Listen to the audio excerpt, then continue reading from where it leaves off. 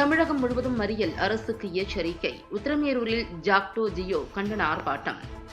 காஞ்சிபுரம் மாவட்டம் உத்திரமேரூர் வட்டாட்சியர் அலுவலக வளாகத்தில் அரசு ஊழியர் மற்றும் ஆசிரியர் சங்கங்களின் ஒருங்கிணைந்த கூட்டமைப்புகளின் ஜாக்டோ ஜியோ சார்பில் 15 அம்ச கோரிக்கைகளை காலதாமதமின்றி நிறைவேற்றிட வலியுறுத்தி ஜாக்டோ ஜியோ காஞ்சி மாவட்ட செயலாளர் நாராயணசாமி, ஆசிரியர் கூட்டமைப்புகளின் தலைவர் லெனின், வட்ட செயலாளர்கள் தியாகராஜன், வாசு தலைமையில் கண்டன ஆர்ப்பாட்டம் நடைபெற்றது. அப்போது கூறுகையில், முடக்கப்பட்டுள்ள சரண்டர் உயர்கல்விக்கான ஊக்க ஊதிய உயர்வினை வழங்கிடவும், காலியாக உள்ள ஆசிரியர் பணியிடங்களை நிரப்பிடக் கோரியும், அரசு பணியிடங்களுக்கு ஒப்பந்த முறையில் தேர்ந்தெடுக்கும் திட்டத்தினை உடனே ரத்து செய்து படித்த இளைஞர்களுக்கு வேலை நிரந்தரம் அரசு பணியிடத்தை ஏற்படுத்திடவும், கடந்த சட்டமன்ற தேர்தலின் போது அரசு ஊழியர்கள் மற்றும் ஆசிரியர்களின் ஓட்டுகளை பெறுவதற்காக ஆட்சிக்கு வந்ததும் பழைய ஓய்வூதிய திட்டம் செயல்படுத்தப்படும் என மு.க.ஸ்டாலின் கூறினார். ஆட்சிக்கு வந்து 3 ஆண்டுகளை கடந்துள்ள நிலையில் அரசு ஊழியர்களின் கோரிக்கை நிறைவேற்றப்படவில்லை. பழைய ஓய்வூதிய திட்டம் உள்ளிட்ட வாக்குறுதிகளை காலதாமதம் இன்றி நிறைவேற்ற வேண்டும். இல்லையெனில் அடுத்த கட்டமாக வரும் 25ஆம் தேதி தமிழகம் முழுவதும் மறியலில் ஈடுபடப் போவதாக தெரிவித்தனர். ஆர்ப்பாட்டத்தின்போது திமுக தலைமையிலான தமிழக அரசுக்கு எதிராக கோஷங்களை எழுப்பியவாறு ஆர்ப்பாட்டத்தில் ஈடுபட்டனர்.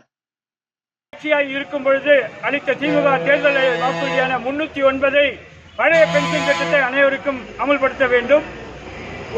முடக்கப்பட்ட சரண்டர் மற்றும் அகவிலைப்படியை உடனடியாக வழங்க வேண்டும்.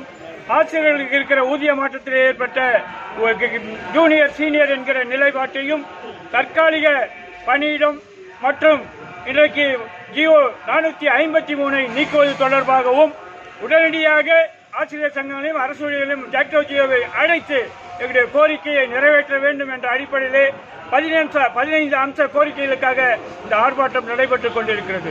அரசாங்கம் உடனடியாக இதை தலையிட்டு இந்த 15 அம்ச கோரிக்கைகளை நிறைவேற்ற வேண்டும். இல்லை என்றால் வருகிற 25/2 மாவட்ட தலைநகரில் ஜாக்டோ ஜியோவின் சார்பாக மறியல் போராட்டத்தை நடத்துவது என்று முடிவாகி இருக்கிறது. அதன் பின்பும் அரசாங்கம் செவிசாய்க்கவில்லை என்றால் நாங்கள் காலவரையற்ற வேலைநிறுத்தத்துக்கு சென்று எங்களுடைய கோரிக்கையை வென்றெடுப்போம். நீங்கள் எதிர்கட்சியாக இருக்கும்பொழுது ஒரு நிலைப்பாடும், ஆளுங்கட்சியை வந்த பிறகு ஒரு நிலைப்பாடும் என்பது சரியில்லை. எங்களுக்கு கொடுத்த தேர்தல் வாக்குறுதியை நீங்கள் நிறைவேற்றாமல் துரோகத்தை இழைத்துக் கொண்டிருக்கிறீர்கள். ஆகவே 4 ஆண்டு கடந்து விட்டது. அதன் பின்பாகவும் நீங்கள் 9 மாதங்களுக்கு ஒரு குழுவை அமைப்பது என்பது ஏமாற்று வேலை. ஆகவே அதை கைவிட்டுவிட்டு நேரடியாக எங்களுக்கு பழைய ஓய்வூதியத்தை வழங்க வேண்டும் என்று இந்த ஆர்ப்பாட்டம் நடைபெறுகிறது.